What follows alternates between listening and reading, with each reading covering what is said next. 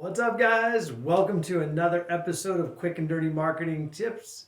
Today, we're going to continue our series on the three types of ads. And this video is all about branding ads and the critical ingredients. I got some notes here on my laptop, and we're going to go down it. So stick with us, and we're going to cover branding ads right now.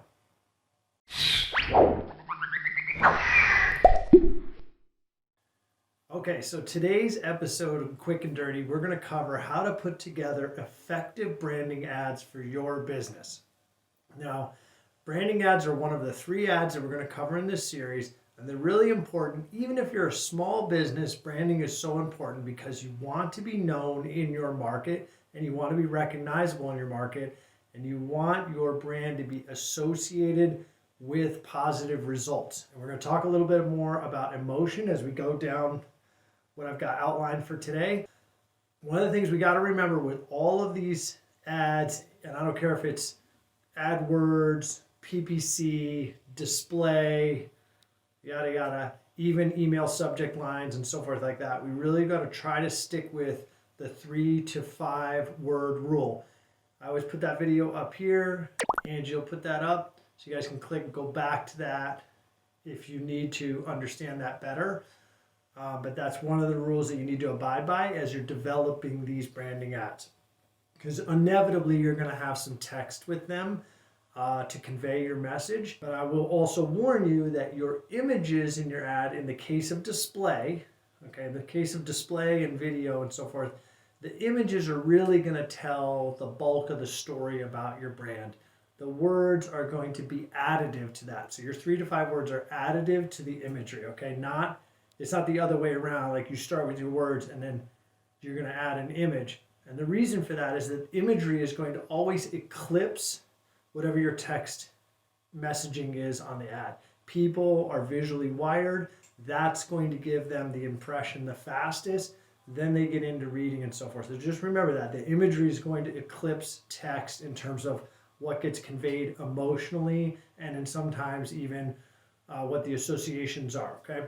So either way though, 3 to 5 words and try to compress your messaging down to that. The first question you have to ask yourself for a branding ad is, what problem do you solve for your clients, customers, prospects, or the people that come to your business? What is your core value proposition? So you really need to work on this. And sometimes, like let's say you have a pizza parlor, right? I mean, you have to boil that down, and the thing you solve for people doesn't have anything to do with pizza and great pizza and all that stuff. Your core value, your core offering is that you solve hunger.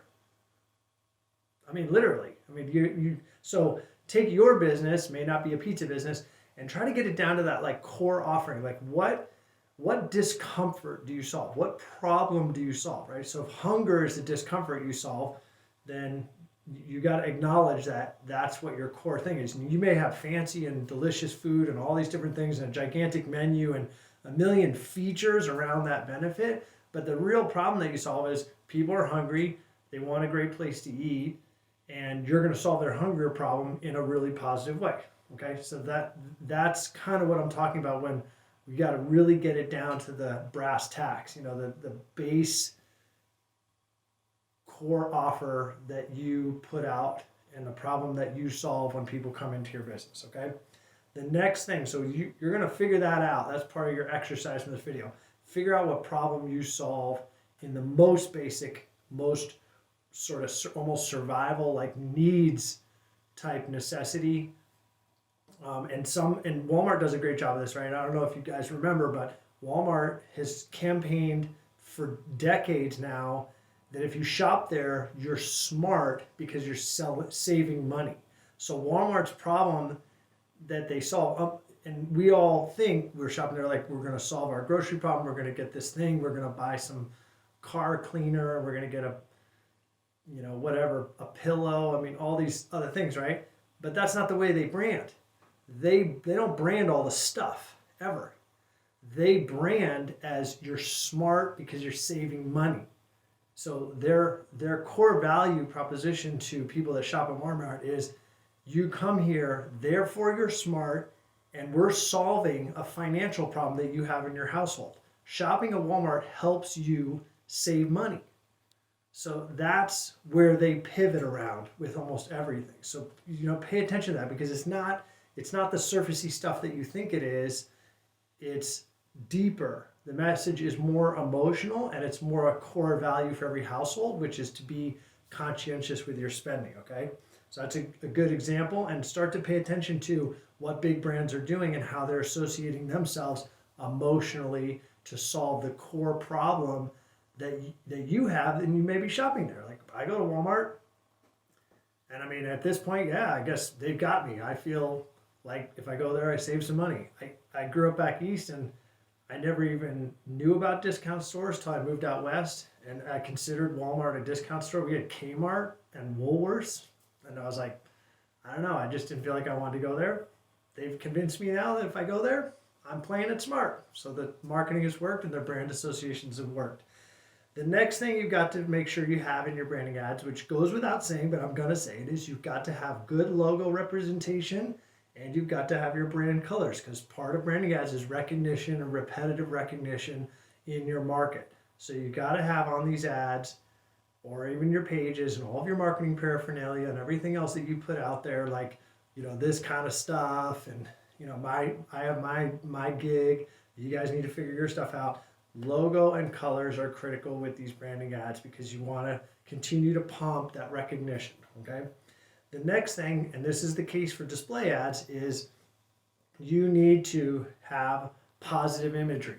So Angie's going to put some stuff up here. Let's talk about positive imagery, and I want her to show you. So we're always going to want to show people that are happy and smiling.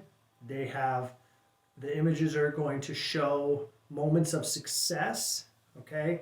Moments of joy, or connectivity between them and their family, them and their animals, them and their car. It doesn't really matter what it is, that you want to position your brand and associate it with positive imagery.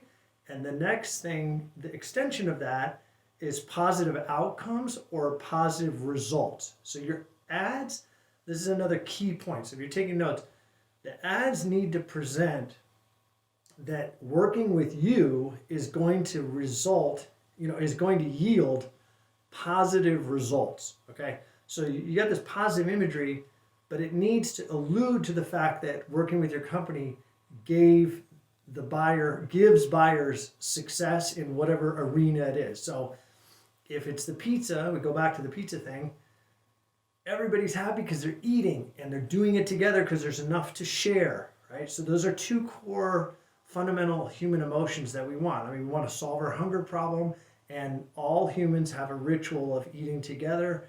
And so, you look at like Peter Piper Pizza and some other places like that, they're going to brand that as connected with your family, connected with your friends, and solving that hunger problem.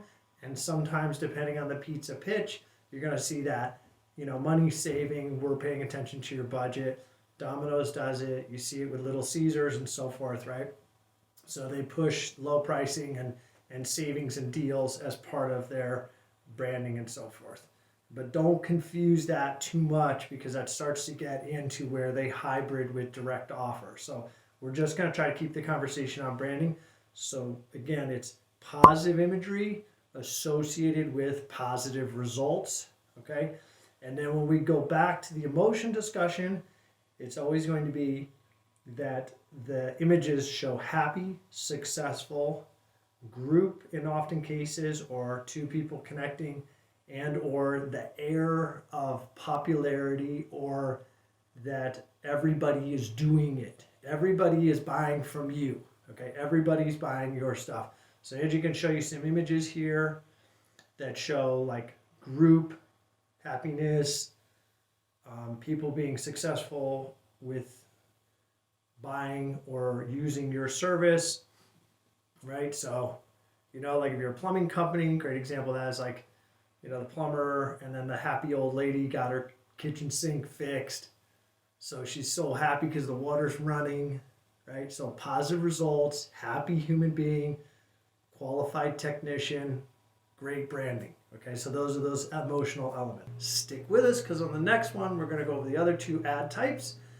And if this video helped you, inspired you, got your head around branding ads, please like and share the video and click the bell and all the cool YouTube stuff so you don't miss another one of these videos where we share everything we've learned over the last 10 plus years doing advertising for companies just like yours.